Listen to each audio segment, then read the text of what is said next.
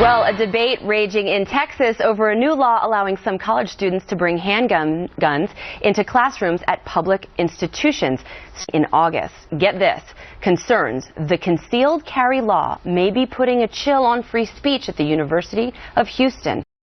And professors are advising each other to avoid, quote, sensitive topics in class if students are armed. One professor telling the Chronicle of Higher Education, quote, it's an invasion of gun culture into campus life. We're worried that we have to change the way that we teach to accommodate this minority of potentially dangerous students.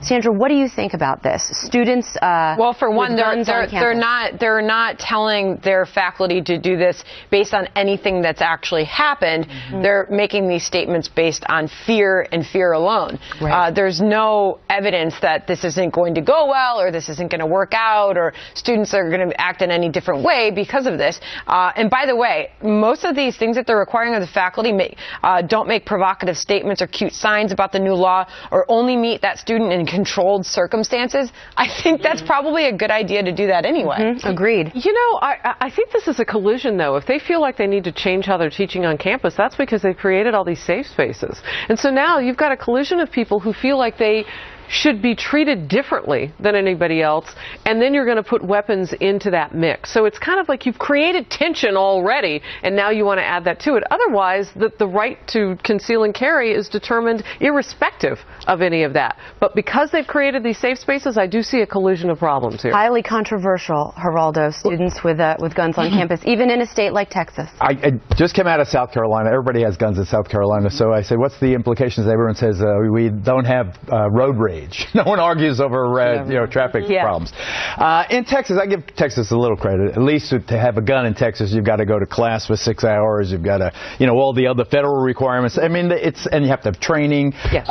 So at least every knucklehead, like in Virginia, that has a driver's license can get a gun. So it's not that bad. Mm-hmm. I don't know. At least, and when you go to a bar, at least let's check the gun at the door. But do you think students should have guns on campus? This is the debate. I guess it's got to be campus to campus. I'm broadly for the Second Amendment. I just think that it's kind of wiggy when you're thinking about this. 30 kids and 20 of them have. And it passed the legislature, right? So it's going to go into effect. I'd be a lot more comfortable if everybody having it in Fort Hood than everybody having it at UT. But maybe this can be a test for that. Or Virginia Tech. Remember that? Yeah, I do. You've memories. You got a good point there. Oh, we're agreeing, Geraldo. Spoiled the plan. Parents in one big city school district are divided after the school board decides to allow kids as young as 11 access to condoms. We're going to debate this. Is this the way to help kids be safe, or does it send the wrong message? A big controversy in San Francisco after the school board unanimously approved a proposal to give middle school students, we're talking ages 11 to 14, access to condoms. The kids would have to talk to a school nurse first. Parents are divided on it. Some say they want their kids to be safe if they're having sex. Others say it shouldn't be up to the school. I do want to make sure that those who have the precautions, have the supplies that they need to stay safe, and are able to talk to caring adults in their school. Even though the state mandates minors access to medical care and prevention of STI and pregnancy, there's no mandate that school has to be the one to do it. So what do you make of this decision? Dare I start with you first? Well, I've got a 10-year-old. Thank God she's in an all-girls school.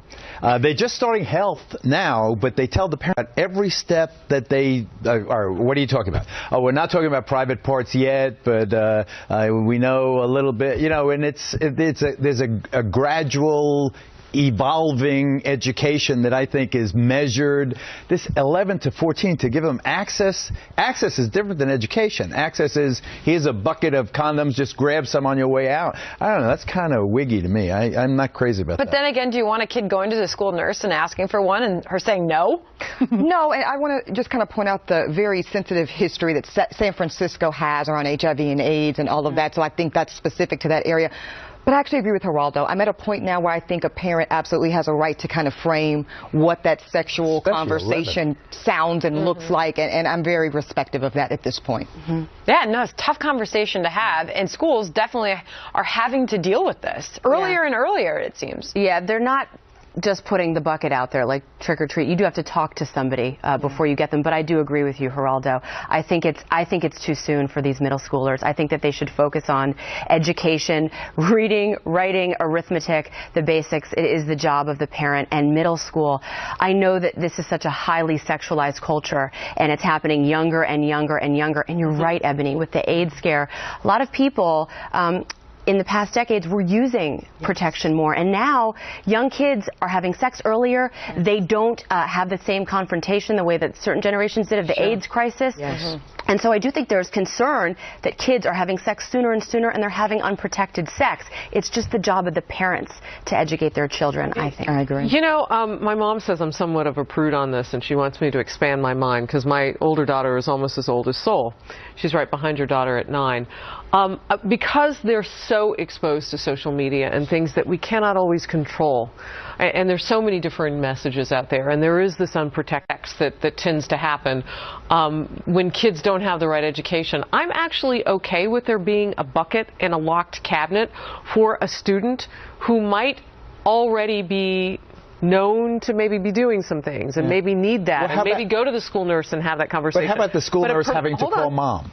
But I was just going to say, but a permission slip is what it would take for my child to be given a condom by that nurse. So if you've identified through the process of communication or whatever that my child is having some, you know, whoopee issues, then you need to contact me. Let's talk about how we move forward with that. And if you want to open the cabinet with the bucket in it, I have to sign a permission I'm good slip. with that. Now, in the meantime, she's still my kid, so she may never get that far. But if you're a parent that is that on what your child is doing, and you get a phone call that they came in and asked for that, are you really going to say, okay, you're going to let them go talk to your kid? First thing I'm going to do is I'm going to go to school. I'm going to say, what's going on? I'm not going to make a scene about it, but I'm going to be intensely upset and engaged. To me, okay. Okay. All right.